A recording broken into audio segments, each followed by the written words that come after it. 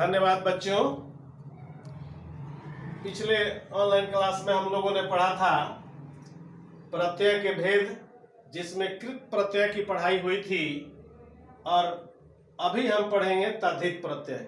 जैसा कि आप जानते भी हैं, कृत प्रत्यय वह प्रत्यय जो किसी धातु अथवा क्रिया के अंत में लगता है। वह प्रत्यय जो किसी धातु अथवा क्रिया के अंत में लगा वो हो जाएगा कृत प्रत्यय। और आज हम पढ़ेंगे, अभी हम पढ़ेंगे तद्धित प्रत्यय। तो तद्धित प्रत्यय क्या है, पहले ये जाने कि वह शब्दांश जो किसी संज्ञा, ध्यान देना होगा यहाँ, संज्ञा, सर्वनाम या विशेषण के अंत में लगकर नए शब्द का निर्माण करे, उसे तद्धित प्रत्यय कहते हैं। तद्धित प्रत्यय किसे कहते हैं?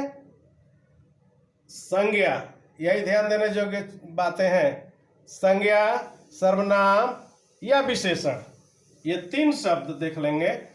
या तो संज्ञा के अंत में लगा हो, या सर्वनाम के अंत में लगा हो, या विशेषण के अंत में लगा हो। क्या लगा हो? कोई प्रत्यय। तब वैसे प्रत्यय को हम तद्धित प्रत्यय कहेंगे। परिभाषा यही है कि वह शब्दांश आप समझते ही हैं, शब्द नहीं, शब्द का अंश। जैसे चाचा में ई शब्दांश लगा हुआ है, ये शब्द नहीं है, ये शब्दांश है। शब्द तो यहाँ है, और ये शब्द क्या है? चाचा, तो संज्ञा है। हमने यहाँ लिखा भी है, संज्ञा, सर्वनाम या विशेषण के अंत में। तो यहाँ संज्ञा है, संज्ञा के अंत में ई लगा हुआ है, चाचा में ई लगा हुआ है, तो बन गया चाची। तो यहाँ मूल शब्द आपको देखने से पता चलेगा कि यह संज्ञा है। संज्ञा किसे कहते हैं?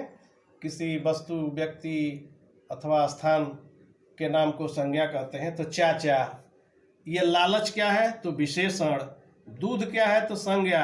पत्र संज्ञा, बुद्धि विशेषण, और शक्ति भी विशेषण। तो या तो संज्ञा है, नहीं तो विशेषण है। संज्ञा या विशेषण या सर्वनाम जैसे शब्दों में अगर कोई भी प्रत्यय लगता है तो उसको हम तद्धित प्रत्यय कहते हैं। एक बार फिर से देखा जाए कि वह शब्दांश जो किसी संज्ञा, सर्वनाम या विशेषण के अंत में लगकर नए शब्द का निर्माण करे, उसे तद्धित प्रत्यय कहते हैं। अब उदाहरण पर आएंगे। मूल शब्द, प्रत्यय और नया शब्द। मूल शब्द इसके नीचे है, प्रत्यय इसके नीचे, और नए शब्द जो बने हैं वो इसके नीचे हैं। एग्जाम्पल ही परिभाषा समझने का सबसे अच्छा तरीका होता है। अगर आप एग्जाम्पल समझ गए तो परिभाषा आपको याद करने की जरूरत नहीं पड़ेगी। तो मैं फिर से परिभाषा की तरफ मैं चलूँगा। इस एग्जाम्पल को लेकर, संज्ञा में प्रत्यय जोड़ने से नया शब्द बना, इसलिए इसको तद्धित प्रत्यय कहते हैं।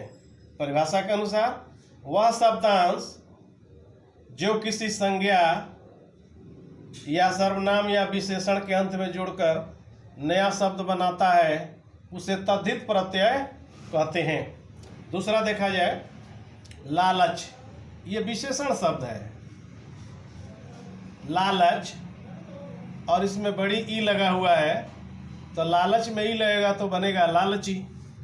तो विशेषण में भी अगर कोई शब्दांश लगा हो या प्रत्यय लगा हो तो वो तद्धित प्रत्यय ही कहलाएगा।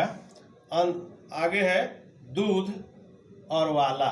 दूध संज्ञा है और वाला प्रत्यय लगा है, बनता है दूध वाला। उसी तरह से पत्र और कार, पत्र संज्ञा है, कार प्रत्यय है, बन गया पत्रकार। तो उसके बाद है बुद्धि, बुद्धि विशेषण है, और यहाँ है मान जो कि प्रत्यय है। बुद्धि और मान मिलकर बुद्धिमान, तथा शक्ति और मान मिलकर शक्तिमान।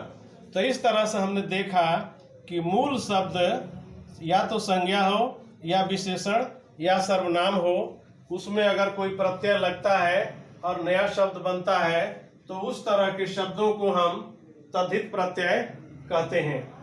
तो हमारे ख्याल से आप समझ गए होंगे कृत प्रत्यय और तद्धित प्रत्यय। कृत प्रत्यय किसी क्रिया के अंत में लगता है, और वैसे उससे जो शब्द बनते हैं कृदंत कहलाते हैं। पढ़ में आई लगा पढ़ाई बना, तो ये कृदंत हो गया।